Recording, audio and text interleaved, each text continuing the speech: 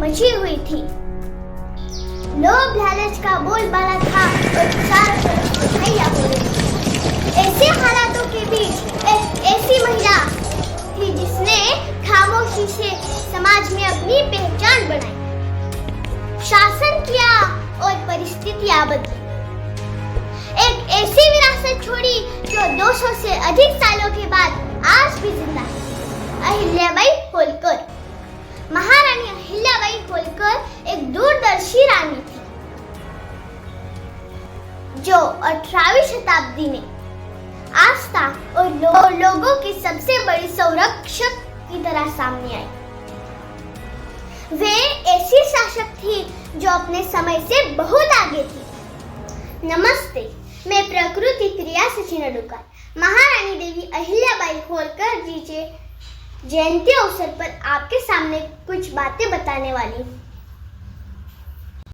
1754 में जब कुंभेर युद्ध में उनके पति शहीद हो गए, तब उस वक्त सती प्रथा बहुत प्रचलित थी और वे भी चाह रही थी कि वो सती हो जाए।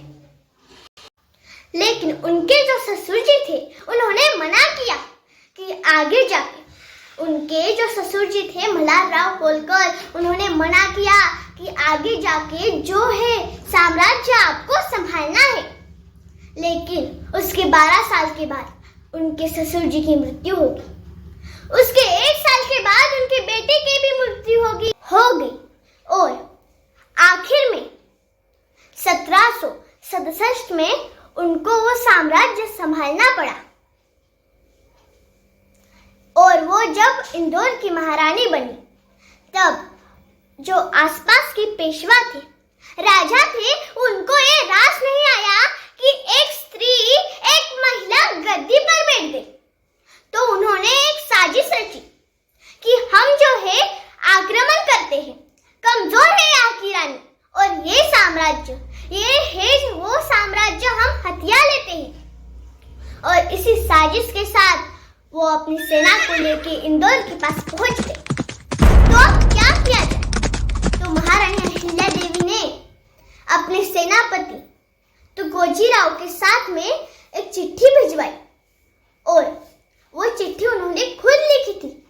उस चिट्ठी में लिखा था कि पेशवा साहब, अगर आप युद्ध के लिए आमादा है तो आ जाइए, हम इंदौर के दरवाजे खोल देते हैं, हम युद्ध के लिए तैयार हैं, मेरी नारी सेना तैयार है युद्ध के। उन्होंने एक स्त्रियों की सेना बनाई। अगर आपको युद्ध करना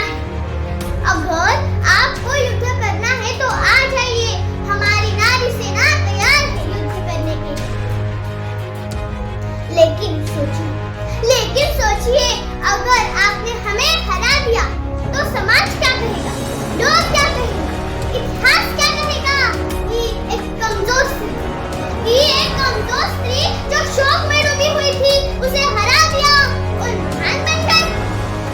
और सोचिए, अगर यदि हम जीत गए तो समाज क्या कहेगा, लोग, इतिहास क्या कहेगा कि एक नारी सेना के सामने टिक नहीं पाए ये बड़े-बड़े पेशवे। आपको मुंह दिखाने के लिए जगह नहीं बचेगी। जरा ठंडे दिमाग से सोचिए। ये जो चिट्ठी थी वो 30 से भी ज्यादा चुभी थी उन पेशवाओं को। तो पेशवा सोच में पड़ गए कि अब करे तो क्या करे, युद्ध कैसे लड़े। और फिर उन्होंने जवाब में एक चिट्ठी लिखी कि रानी साहिबा, माफ कीजिए, आपने गलत समझ लिया। हम युद्ध के इरादे से नहीं आए थे, हम तो शोक व्यक्त करने आए थे। और इस तरह की कूटनीति से महारानी अहिल्याबाई होलकर जी ने बिना युद्ध लड़े ही युद्ध जीत लिया था। ऐसी न्याय की देवता महारानी अहिल्याबाई होलकर जी को मैं शतशः प्रणाम करती हूँ। जय अहिल्या, जय मल्हार।